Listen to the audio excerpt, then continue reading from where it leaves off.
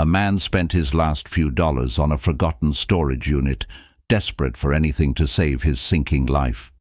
Inside a dusty crate, he found pouches filled with tarnished gold coins worth a fortune, but with the treasure came a terrible secret, and the choice he made would haunt him forever.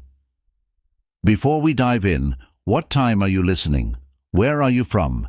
Drop a comment below and tell me, and please like and subscribe for more videos like this.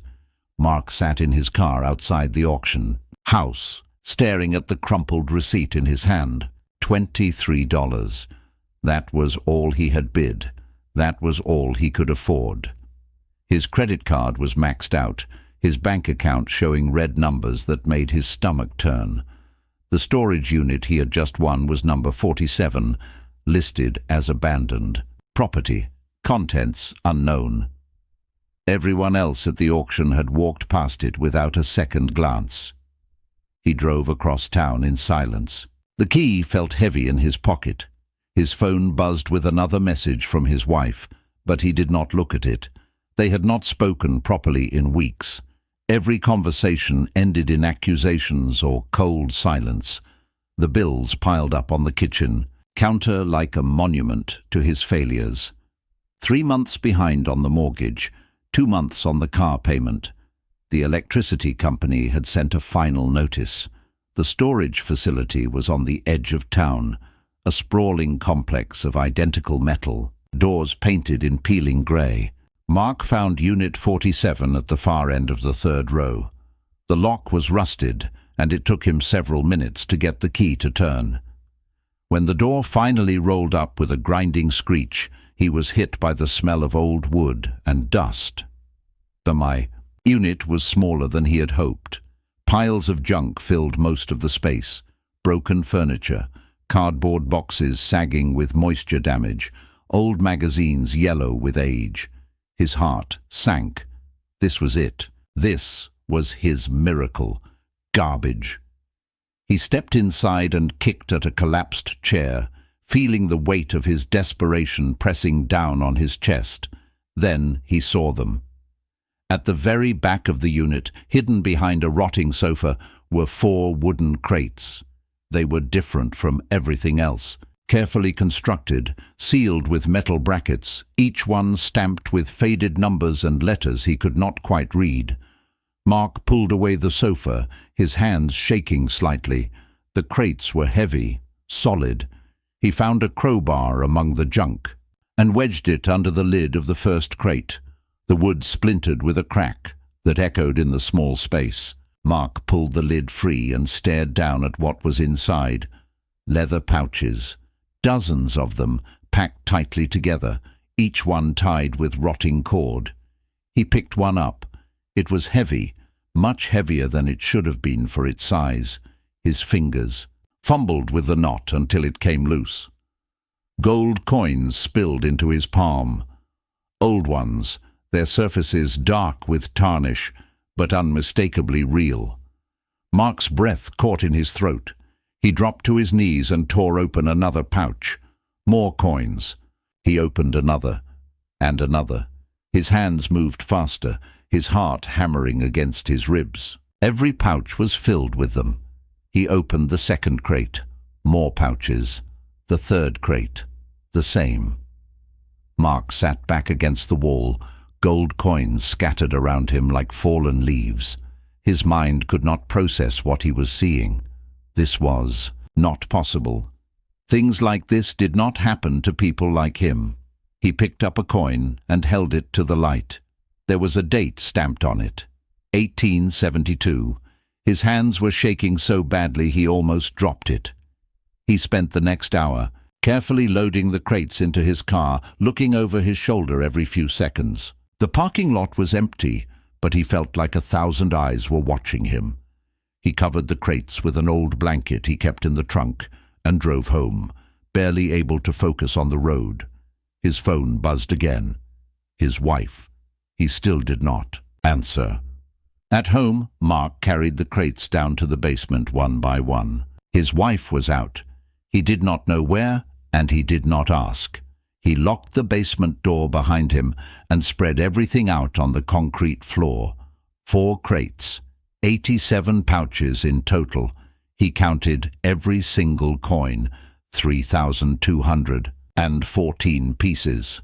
He looked up their value on his phone, his hands still trembling. Even at scrap weight, this was worth hundreds of thousands, maybe more. Collectors would pay a fortune for coins this old. Mark sat in the basement until well past midnight, just staring at the treasure spread before him. This was it. This was the miracle he had prayed for. He could pay off everything. He could save his marriage. He could start over. But as the hours passed, something began to gnaw at the edge of his mind. Where had this come from? Who had put it in that storage unit? And why had no one come looking for it? The next morning, Mark called in, sick to work. He could not focus on anything else. He went back to the storage facility and asked the manager about Unit 47. The manager was an older man with tired eyes, who barely looked up from his computer. The unit had been rented by someone named Harold Brennan. Payments had stopped 4 years ago. After the required waiting period and notifications, the contents had been declared abandoned and auctioned off. That was all the manager knew. That was all he cared to know. Mark spent the rest of the week researching. He found an obituary for Harold Brennan dated 4 years prior. No surviving family listed. No mention of any estate. But as Mark dug deeper into public records and old newspaper archives, he began to piece together a different story. Harold Brennan had been an only child. His father had died young. His mother had passed away when Harold was in his 50s. She had left him everything, including, according to a brief mention in a probate filing, a collection of family heirlooms and historical items. Mark's stomach tightened as he read further. There were other names in those old documents, distant relatives, second cousins, people who had contested the will, claiming they were entitled to a share of the estate. The disputes had dragged on for years before being dismissed. But they had existed. There were people out there, somewhere, who believed they had a claim to what Harold Brennan had owned. Mark found himself unable to sleep. He would lie awake, in bed, staring at the ceiling, thinking about those names, those faces he had never seen, those people who had no idea what he had found. He thought about the coin sitting in his basement, hidden behind a false panel he had built. He thought about his debts, his failing marriage, his dying future. And he thought about what was right. Days turned into weeks. Mark's paranoia grew, like a weed. He stopped answering calls from friends. He barely spoke to his wife, and when he did, he could feel her pulling further away. He researched the coins obsessively, learning everything he could about their origin. He found letters in the bottom of one of the crates, yellowed with age, written in careful script. They spoke of family legacy, of treasures passed down through generations, of a promise to preserve what had been earned through hard sacrifice. There was a draft of a will tucked between the letters. It was not legal, not official, just words on paper. But it named heirs, specific people. Some of the same names Mark had found in his earlier research. People who should have inherited. People who had been denied. Mark's hands shook as he read those letters over and over. He could hear Harold Brennan's voice in them, an old man desperate to ensure his family's legacy would continue. But Harold had died alone, and the system had declared everything abandoned. The law said it was Mark's now. The law said he owed nothing to anyone, but the letters said something different. The letters spoke of honor, of responsibility, of doing what was right, even when no one was watching. Mark felt the weight of those words pressing down on him, suffocating him. He could not escape them. He could not make them go away. He sat in his basement for hours, surrounded by gold, feeling more trapped than he had ever felt in his life. The treasure was his way out. It was his salvation, but it was also his prison. He thought about keeping it all. He thought about throwing it all away. He thought about turning himself in, though he had done nothing illegal. Every option felt wrong. Finally, after weeks of torment, Mark made his decision. He would split it, half for him, half for them. He would keep enough to save his life, to pay his debts, to give his family a chance. And he would set the rest aside, held in trust, waiting for those names in the letters. If they ever came looking, if they ever found out, he would have something to give them. He would not be the man who stole everything. Mark opened a safety deposit box under a false name. He filled it with half the coins, along with copies of all the letters and documents he had found. He wrote instructions, sealed them in an envelope, and left contact information with a lawyer he paid in cash. If anyone ever came forward with a legitimate claim, they would get what was theirs. If no one came, the coins would sit there forever. It was the only compromise his conscience would allow.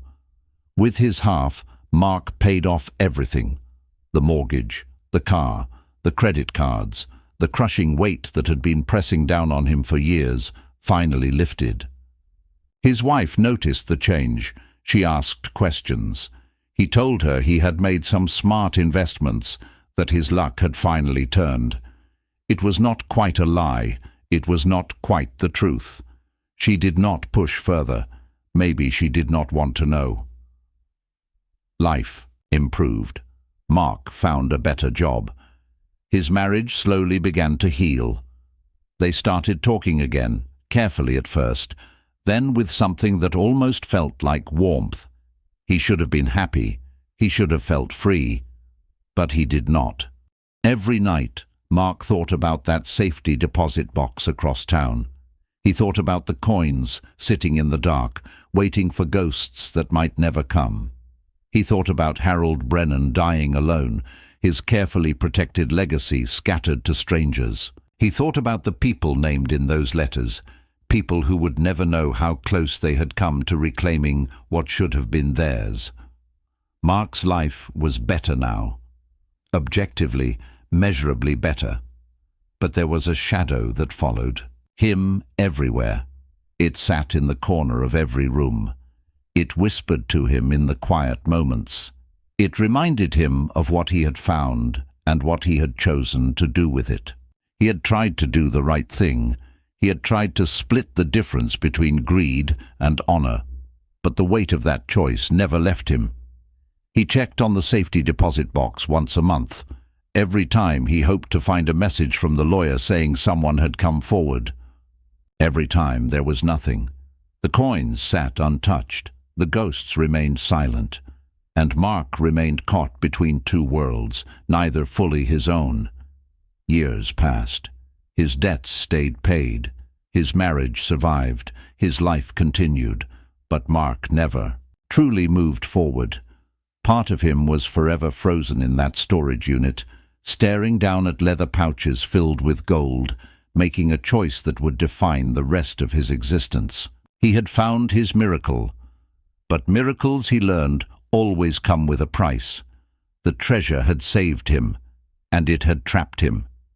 He was the keeper of a secret that could never be told, the guardian of a legacy that was not his to guard. He had tried to honor both his own needs and the memory of a dead man's wishes. But in doing so, he had bound himself to both forever. There was no freedom in what he had found, only different forms of imprisonment. And Mark would carry that burden until the day he died, forever wondering if he had made the right choice, forever knowing he could never undo it. So if you like this video, please like and subscribe for more videos like this.